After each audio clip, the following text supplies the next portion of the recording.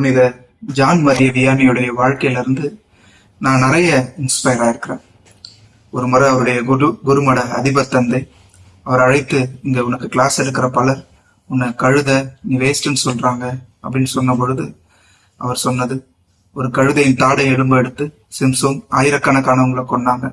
நான் கழுதை தான், ஆனா என்னை பயன்படுத்துகிற கடவுள் என்னை சிறப்பாக என்னை வழி நடத்துவார். பயன்படுத்துகிறவங்களை கையை கொண்டுதான் நான் பயனுள்ளவனா இல்லையா அப்படின்றது தெரியும்னு சொன்னார்.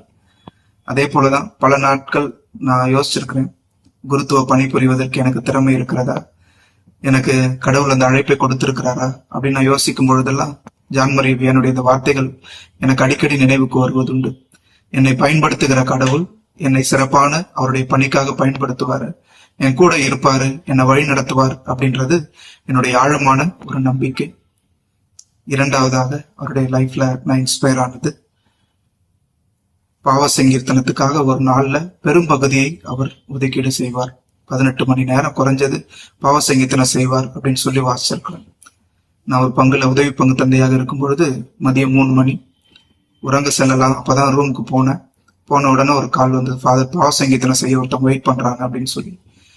நான் என்ன இந்த டைமுக்கு வந்திருக்கிறாங்களே அப்படின்னு சொல்லிட்டு கீழே போனேன் கேட்கறதுக்காக. அப்போ அந்த சகோதரர், 15 வருஷமா நான் பாவ சங்கீர்த்தனம் செஞ்சாச்சு ஃபாதர் அப்படின்னு சொல்லி ரொம்ப மனம் உருகி மனம் நொந்து அவர் சொன்ன அந்த விதத்திலேயே எவ்வளவு அவர் மாற்றத்தை விரும்புகிறார் என்பது புரிஞ்சது. ஒரு பாவ சங்கீர்த்தனம் ஒரு மனிதனுடைய வாழ்க்கையை எந்த அளவுக்கு மாற்றும் அப்படின்றத அந்த சகோதரருடைய அந்த ஒரு பாவ சங்கீர்த்தனத்துல நான் உணர்ந்தேன்.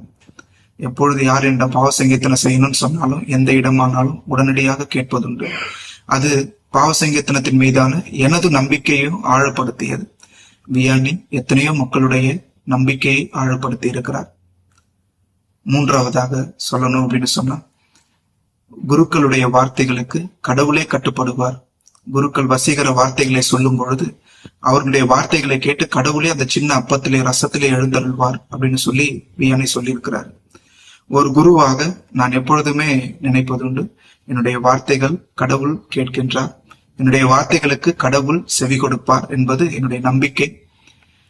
வியானியுடைய வார்த்தைகள் எவ்வாறு ஆழப்படுத்தியதோ அதே போல நானும் உணர்றேன். எந்த மக்களையும் சபிக்க கூடாது, எந்த மக்கள் மீதும் கடினமான வார்த்தைகளை பயன்படுத்தக்கூடாது அப்படின்றத இன்னைக்கு வரைக்கும் நான் ஃபாலோ பண்ணிட்டு இருக்கிறேன்.